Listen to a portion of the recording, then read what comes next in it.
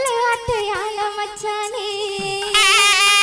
நான் ஒரு நொடியில் உருகி போனேன் அத்தானே